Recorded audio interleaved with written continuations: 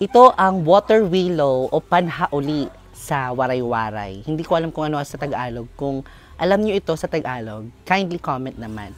So first time ko siya nakita na bulaklak. Ito pala yung bulaklak na ayan.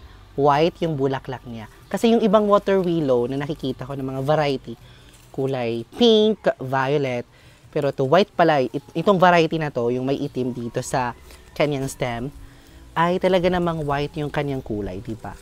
Napakaganda. Alam niyo ba, hindi lang to isang ornamental plant, kasi isang traditional plant ito, o parang herbal siya, kasi tinatapal siya sa ulo, para sa may masakit na ulo, tsaka pananakit ng katawan, tinatapal din siya sa masakit na tiyan, sa bandang tiyan. Yan. Kumukuha lang sila ng mga ilang dahon dito. So, kasi sa mga albularyo, ito yung ginagamit nila ng panhauli. So, first time ko kasi, i-flex ko lang sa inyo, kasi first time kong makakita ng flower, ay talaga namang maganda pala ang flower niya, di ba?